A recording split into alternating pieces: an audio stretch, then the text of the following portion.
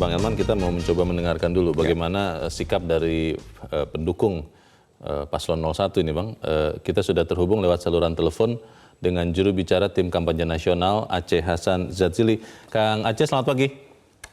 Pagi, Bang Leo, Bang Elman. Ya. Kang Aceh, kita bicara soal kabinet ahli yang harapannya adalah di periode kedua presiden terpilih nantinya itu benar-benar bisa memilih ahli yang bisa benar-benar memajukan ekonomi kita, memajukan bangsa kita. Pertanyaannya adalah begini, apakah memang partai-partai pendukung itu sudah benar-benar memberikan keleluasaan kepada presiden nanti terpilih untuk menentukan sendiri dan juga siap menyodorkan kader-kader terbaik, atau kepentingan politik nanti akan lebih kuat, Kang Aceh? Bagaimana? Ya, pertama begini Bang Leo ya. Saya sebetulnya agak kurang setuju kalau kita mendikotomikan antara kelompok profesional maupun kelompok politik ya. Kenapa? Karena sebetulnya saya kira di kalangan partai politik juga sebetulnya banyak juga orang-orang yang memiliki kompetensi dan profesionalitas di bidangnya gitu ya. Banyak ahli juga di parpol begitu maksudnya, Kang? Saya kira banyak sekali ahli-ahli di partai politik. Mereka terjun di politik tentu dengan idealisme, dengan kompetensi mereka, dan saya kira dalam ruang politik tentu memerlukan stamina dan energi yang luar biasa. Dan kalau orang bisa di partai politik, itu kecenderungannya bahwa daya tahan mereka dan kemampuan mereka untuk bisa memiliki kemampuan eksistensi itu luar biasa gitu. Nah, pertama itu. Yang kedua, kami meyakini bahwa semua partai politik ya memiliki kesadaran yang sangat kuat bahwa bangsa ini perlu diisi untuk kepemimpinan ke depan oleh orang-orang yang memang memiliki profesionalitas dan kompetensi. Oleh karena itu maka tentu apa yang nanti akan disodorkan oleh pimpinan partai politik, saya meyakini mereka akan memberikan yang terbaik untuk bangsa ini. Apalagi tadi sedikit disinggung oleh Bang Leo ya. Soal tantangan 5 tahun ke depan Indonesia itu sangat berat gitu. Terutama saya kira misalnya kita menghadapi persaingan dagang antara Amerika dengan China. Kemudian kita menghadapi berbagai masalah-masalah yang harus dicapai oleh pemerintahan Jokowi pada periode yang kedua. Kang Aceh, kalau kemudian misalnya ini ada contoh kasus untuk satu kursi menteri yang sangat penting, ada lebih dari satu partai yang mengajukan kader, kemudian presiden memilih salah satu bukan dari partai yang didukung, itu boleh juga, Kang Aceh? Iya, menurut saya gini ya, yang harus pertama begini, kita serahkan kepada Bapak Presiden untuk memiliki kewenangan menentukan siapa figur yang terbaik. Ya, itu adalah hak prerogatif Presiden.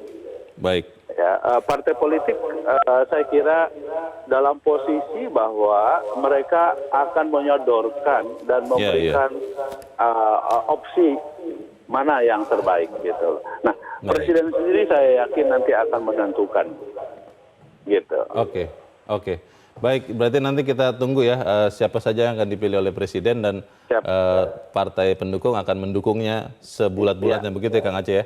Siap. Begitu. Baik, terima kasih Kang Aceh Hasan sudah bergabung. Selamat pagi, Kang. Itu tadi janji dari partai Bang Elman bahwa memilih menteri adalah hak istimewa presiden sepenuhnya.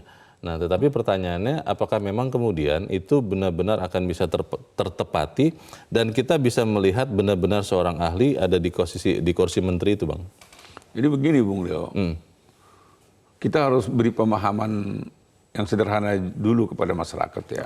Bahwa jangan pula ada anggapan seolah-olah di partai politik itu tidak ada ahli. Tidak ada ahli gitu ya. Ini juga penting ya. Iya, iya. Pemahaman ini supaya seperti yang katakan Kang Aceh tadi penting supaya jangan kita dikotomikan ahli dan parpol kan gitu kan. Profesional murni dan dari partai. Oke. Jadi yang penting sebetulnya adalah seperti yang saya katakan tadi, jiwa besar dari partai politik dan mau mengirim kader-kader yang terbaik ke kabinet. Kader-kader yang terbaik kan tidak harus katakanlah misalnya ketua ini, sekretaris jadi jangan diartikan ketua DPW, ketua ranting, bukan begitu. Nah, siapa yang di-endorsement oleh partai politik itu menjadi nomenklatur mereka kan, dan itu mewakili partai itu. Jadi tidak perlu harus seorang kader partai itu juga bisa? Loh, bukan tidak mungkin, misalnya seorang rektor dari Universitas Perguruan Tinggi diambil oleh partai politik, ini dari kami. Jadi nggak soal. Yang penting dia adalah ahli. Ahli. Nah, jadi saya pun sangat setuju. Jadi orang yang siapapun yang duduk di kabinet harus ahli. Jangan sampai tidak ahli. Dia harus kompeten di bidangnya gitu kan. Jangan sampai misalnya terjadi seorang menteri gatal di kepala, garuk di kaki. Itu nggak boleh terjadi. Kan? Jadi tidak boleh juga misalnya karena dia adalah kader partai misalnya begitu Bang. Dia tidak ahli tapi disodorkan oleh partai, ya sudahlah ditaruh saja di kabinet. Nanti dia bisa belajar kok untuk menjadi menteri mungkin 1 tahun 2 tahun pertama. Terus nanti baru bisa bekerja, itu tidak boleh. Jadi gini Leo, kementerian itu bukan untuk tempat belajar. Tempat belajar itu sekolah. Jadi kalau sudah jadi menteri, tidak ada waktu buat dia untuk belajar. Begitu jadi menteri, dia kerja. Harus lari ya. Nah, itu yang saya mau katakan, partai politik juga harus memahami. Dia bisa besar karena dukungan rakyat. Rakyat yang mendukung dia berharap supaya negara makin maju, supaya rakyat makin sejahtera gitu kan. Kalau rakyat tidak mendukung dia, makanya ada partai politik yang 0, 1, 2, gitu kan. Nah, tapi kan itu kan keputusan rakyat. Maka itu parpol juga tidak boleh juga mentang-mentang kami sudah berdarah-darah tuh. Jadi hak kami mau ngirim siapapun tidak boleh. Karena dia juga partai itu juga besar karena dipilih rakyat kan. Nah, kenapa rakyat memilih partai politik yang bersangkutan? Karena rakyat berharap dia akan menjadi partai politik yang nanti kalau ada menteri dari dia, ya harus yang terbaik. Membuat gitu. hidup rakyat lebih baik juga. Itu sebabnya menurut saya sih mau jaken kabinet, tidak jaken kabinet, sebuah keniscayaan kabinet itu harus kabinet ahli. Jadi tidak ada istilah kabinet tidak ahli. Kabinet ahli. Kabinet kerja, kabinet ahli. Dari siapapun dia. Jadi sebetulnya buat Presiden Jokowi tidak terlalu sulit. Apalagi untuk periode kedua ini kan. Katakanlah yang nanti disodorkan atau yang akan dipilih itulah benar-benar ahli. Tapi di pengalaman yang kemarin Bang Elman, ada ahli yang dia ahli sendirian. Menteri yang susah untuk bekerja sama dengan menteri yang lain. Nah, ini juga sering menjadi masalah. Apakah itu bisa dipecahkan di periode kedua nanti Pak Jokowi? Kita akan bicarakan di bagian berikut. Pemirsa tetap bersama kami, Editorial Media Indonesia segera kembali.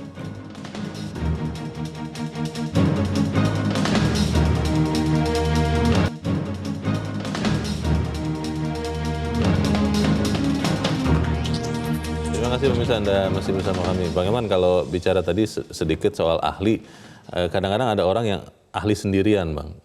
Di beberapa kali pengalaman kita melihat menteri itu ahli betul, tapi ketika dia ketemu ahli yang lain, menteri yang lain, susah bekerja sama. Ini nanti bagaimana Bang kalau sampai ada lagi? Ya, makanya seorang presiden itu harus betul-betul selektif ya. Dia juga ketika memadukan kabinet itu harus betul-betul orkestra ya. Jangan sampai ada yang merasa pintar sendiri, nggak bisa kerjasama kan. Nah, kalau dalam perjalanan ada ditemukan seorang menteri misalnya sok pintar sendiri dan membangkang kepada koordinatornya misalnya, ya orang seperti ini pecat aja, udah sapel aja gitu. Tidak apa-apa tuh ya? Nggak ada apa-apa karena jangan sampai ulah seseorang menjadi kabinet ini jadi tercemar di luar. Tidak ada kerjasama gitu kan. Semoga begitu ya. Kita akan mendengarkan pendapat dari pemirsa Metro TV. Bang Elman, kita akan mendengarkan pendapat dari Pak Nugroho di Jakarta. Pak Nugroho, selamat pagi Pak. Selamat pagi Bung Herman, selamat pagi Bung Leonard. Selamat pagi Pak. Silakan Bang Nugroho. Metro ini udah mengawali sebelum pemerintah Jokowi kedua ini dengan saran-saran yang strategis. Sebab begini, dalam negara modern ada pembagian kekuasaan trias politika. Pemerintah Jokowi yang kuat dan stabil untuk membawa Indonesia maju, itu butuh dukungan politik di DPR. Nah ini lebih bersyukur karena periode kedua kayaknya sudah aman. Tidak seperti periode pertama yang susah. Artinya Jokowi sudah kurang bebannya kalau malah tidak berkata tidak ada beban. Nah di dalam membentuk eksekutif tim sepak bola Indonesia ini untuk menang di dunia, nah harus ada kebebasan pada presiden karena presiden adalah presidensial, komandan. Sekalipun butuh dukungan parlemen. Nah, di sini harus ada kedewasaan partai dan presiden sama-sama dewasa untuk menempatkan menterinya, timnya itu yang benar-benar ahli, syukur-syukur didukung oleh partai. Sebab banyak orang partai yang pinter. Baik, jadi harus sama-sama dewasa ya. Oke, terima kasih Pak Nugroho di Jakarta. Harus sama-sama dewasa katanya Bang Elman. Kita akan mendengarkan pemirsa Metro TV berikutnya di Surakarta. Kali ini di Jawa Tengah ada Pak Bambang Saptono. Pak Bambang, selamat pagi Pak. Ya, selamat pagi Metro TV, selamat pagi Indonesia. Selamat pagi Pak, silakan Pak, singkat padat Pak. Ya, kabinet ahli. Penyusunan kabinet merupakan hak prerogatif presiden. Dan pada periode kedua 2019-2024 ini, Presiden Jokowi pasti akan lebih memilih membentuk kabinet ahli. Atau mayoritas profesional. Karena Presiden sudah tidak ada beban dari partai politik, itu yang pertama. Yang kedua, bahwa Presiden telah berpengalaman 5 tahun sehingga sangat memahami bobot kinerja menteri dari parpol maupun yang dari profesional. Nah, kemudian Mas, periode kedua ini Presiden Jokowi benar-benar akan tancap gas dengan program-program strategisnya dan untuk mewujudkan Indonesia maju termasuk di dalamnya memindahkan ibu kota negara dari Jakarta. Sehingga dibutuhkan menteri-menteri yang seirama atau mampu mengikuti kinerja Presiden. Karena apa? Selama ini ada menteri yang justru membebani Presiden. Nah, kemudian sekarang ini Mas, pamor atau power Presiden Jokowi ini sangatlah kuat. Dan ini membuat partai politik koalisi pendukung pemerintahan Presiden Jokowi sangat tahu diri. Dan tidak akan menyodor-nyodorkan diri untuk menjadi menterinya. Nah, kemudian rakyat juga sudah sangat cerdas menilai kinerja menteri baik yang dari parpol maupun profesional. Baik. Terima kasih Pak Bambang Saptono di Surakarta. Harus seirama katanya Bang. Kita akan mendengarkan Pak Anton dari Maumere, Nusa Tenggara Timur. Pak Anton, selamat pagi. Selamat pagi. Bang Elman Saragi dan Leo. Selamat pagi, silakan Pak. Nah, jadi begini, kabinet ahli. Saya ini punya keyakinan Bang bahwa Presiden Jokowi ini bukan hanya soal kabinetnya saja, tapi dia orang yang kekuatan Jokowi itu hanya pada keluhuran jiwa dan hatinya. Saya katakan begini, satu hal yang mungkin kita lebih paham ke arah yang lebih menolak. Republik ini kita masih menutupi sesuatu yang sebenarnya selama ini tidak dibuka. Hukum ketatanegaraan kita ini sudah melegitimasi tentang ekonomi daerah tingkat 2. Segala sesuatu yang direncanakan baik oleh Jokowi itu sangat naif kalau tidak diperhatikan, tidak dijalani dengan murni dan konsekuen oleh para bupati. Pemerintah daerah ya. Saya mau katakan begini, kalau kita jujur sebenarnya pemerintahan ini provinsi. Pak Anton, kami sudah menangkap kurang lebih maksud Anda, walaupun minta maaf juga ada kekurang sempurnaan komunikasi. Terima kasih Pak dari Maumere, Nusa Tenggara Timur. Di belakang Pak Anton ada Ibu Upik Muara di Jakarta. Bu Upik, selamat pagi. Pagi Bang Leo dan Pak Elman Saragi yang terhormat. Selamat pagi, silakan Bu Upik. tidak mengurangi rasa hormat saya kepada paslon nomor 02 kalau kita bicara tentang zakon kabinet atau kabinet ahli. Jadi Metro TV, saya mewakili Metro TV dengan tidak merasakan rasa hormatnya, mengurangi rasa hormat kepada paslon 2. Ini kan sudah pasti ya dengan 80.000 suara. Tapi kan sementara ada yang klaim itu. Kita di tengah-tengah saya bicaranya ini kabinet zakon Pak Jokowi yang dimasukkan adalah kalau menurut saya yang sudah dibicarakan yang penelpon yang terdahulu itu sudah cukup. Saya cuma menambahkan bahwa partai politik ini nggak semuanya nggak ada ahlinya gitu. Dan profesional yang saya lihat lebih memuaskan daripada partai politik menurut saya juga gitu ya. Karena bisa dilihat ya, yang non dari partai seperti Bu Susi, seperti banyaklah itu saya lihat itu kok bagus gitu. Tapi saat ini saya lihat kabinet kerjanya Pak Jokowi itu belum solid kabinetnya. Nah, yang kira-kira muka-muka lama, yang kira-kira yang cuman itu saya sudah tahu juga, gitu Pak ya, sudah tahu juga itu diganti aja. Ya, apalagi dia Menko itu ya, Menko. Saya bosan dengan yang udah lama itu gitu. Baik Bu, terima kasih Bu Upik Muara di Jakarta. Selamat pagi Bu.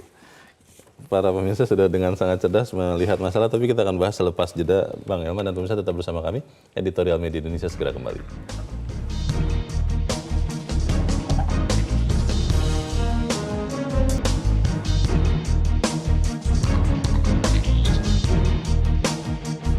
Terima kasih pemirsa, Anda masih bersama kami. Kita di bagian akhir dari diskusi kita pagi ini. Bang Elman, para pemirsa tadi mengatakan dengan jelas bahwa Pak Jokowi pasti akan memilih ahli di dalam kabinetnya. Bagaimana Bang? Ya, sekali lagi saya mau katakan sebetulnya hari ini kita sebetulnya tidak pantas lagi bicara ahli tidak ahli kan. Nah, kalau sudah duduk di kabinet itu ya pasti ahli. Sangat tolol sekali kita kalau kita mengirim orang tidak ahli ke kabinet kan. Kedua juga saya ingin katakan masyarakat juga harus paham, jangan juga menganggap partai politik itu kumpulan dari orang-orang yang tidak pintar gitu. Jangan, anggapan itu yang salah. Jadi kalau sudah parpol alergi gitu kan. Nah, di parpol itu banyak ahlinya gitu kan. Dan jangan juga menganggap non parpol itu udah pasti bagus kan. Nah, maka itu saya tidak setuju antara dikotomi ini kan. Nggak boleh itu. Sumber kan. Itu ya, sumber menteri. Makanya ahli. Menurut saya yang penting parpol juga jangan jumawa. Jadi seolah-olah hak dia karena dia partai pengusung, maka hak dia memberikan siapa saja terserah. Harus diikuti oleh presiden. Harus nggak boleh begitu. Karena ini menyangkut juga kepentingan negara, kepentingan rakyat yang milih dia gitu kan. Jadi berikanlah yang terbaik. Nah, masyarakat juga jangan menganggap bahwa parpol itu tempat kotor. Jangan. Nah, jadi makanya ke depan soal maka zakon kabinet tidak zakon itu nggak usah kita bicarakan. Kita tunggu bagaimana jiwa besar ya presiden, ya parpol, ya rakyat kan. Mungkin begini Bang, stigma bahwa menteri dari parpol itu tidak cakap atau tidak jujur mungkin itu beranjak dari beberapa pengalaman yang akhirnya dari partai tertangkap tangan atau melakukan korupsi dan akhirnya harus keluar dari kabinet. Mungkin itu Bang. Loh, pertanyaannya apakah orang yang berasal dari katakanlah golongan dikatakan ahli tidak ada yang tidak buruk? Jadi ini sama saja. Nah, menurut saya yang paling utama PR besar dari presiden dan PR yang paling besar juga buat ketua umum partai 5 tahun ke depan siapapun yang duduk di kabinet yang akan datang, kita ingatkan jangan lagi ada yang kena OTT KPK. Jangan korupsi. Nah, itu jauh lebih penting kita bicarakan daripada zakon kabinet dan non zakon kabinet. Buat apalah dia ahli tapi koruptor. Tapi kalau dia jujur, kurang-kurang pintar dikit, masih kita bisa kita bantu. Toh ada staf kan gitu. Tapi kalau mentalnya sudah mental koruptor, susah itu. Jadi menurut saya yang harus kita ingatkan dan tetap kita ingatkan pada presiden, jangan kabinet yang akan datang tercemar oleh perbuatan orang per orang dari seorang menteri yang akhirnya masuk penjara gara-gara koruptor. Iya. Soal kecepatan bekerja juga tadi disoroti oleh Pak Bambang, di kabinet berikut jangan kemudian ada menteri yang tidak bisa dalam tanda petik berlari sama cepatnya dengan presidennya, karena itu juga bisa menjadi batu sandungan. Bagaimana Bang? Ya, ini juga tergantung kepada ASN juga ya. Ya, eselon 1, eselon 2, di kementeriannya, di kementeriannya juga. Jangan juga kerjanya hanya untuk ngintip-ngintip menterinya, diuji. Jangan. Jadi begitu duduk seorang menteri, maka pejabat eselon 1, eselon 2, eselon 3, eselon 4 sampai ASN terendah wajib untuk bekerja, ya bekerja. Dan jangan lagi, harapan saya mereka ini juga harus menjadi kader bangsa. Jangan ada kader-kader partai. Ini penting ini. Jangan juga di ASN ini ada siluman di situ. Memang ada ya Bang? Ya, ini kita ingatkan. Kita ingatkan jangan sampai mereka bekerja untuk kepentingan politik yang lain. Karena namanya aparatur sipil negara. Aparatur sipil negara. Kalau kau mau berpolitik jangan di ASN. Keluar aja dari apa. Dan ini juga kita minta juga para gubernur, para bupati, ya harus juga tunduk kepada seorang presiden. Jangan mantang-mantang dia juga karena sama-sama dipilih rakyat, merasa raja-raja dia di daerahnya. Jangan. Tidak perlu patuh kepada misalnya rapat pimpinan. Presiden ngundang gubernur yang dikirim staf biasa gitu. Datanglah gubernur. Gubernur juga kalau ngundang bupati, datang dong bupatinya, jangan dikirim staf-staf yang biasa. Jadi supaya atas bawah bagus. Baik, semoga itu yang terjadi dan benar kabinet ahli ini membuat bangsa kita menjadi lebih maju ya. Yang penting jangan ada lagi kabinet yang tertangkap KPK. Iya, itu sudah. Baik, Bang Elman Saragih, terima kasih Bang sudah hadir di sini. Selamat pagi. Pemirsa, membentuk kabinet merupakan hak prerogatif atau hak istimewa bagi presiden. Dialah yang paling tahu siapa yang pantas menjadi pembantunya untuk melayani rakyat. Karena itu jangan ada tekanan dalam bentuk apapun dan oleh siapapun, termasuk dari partai anggota koalisi.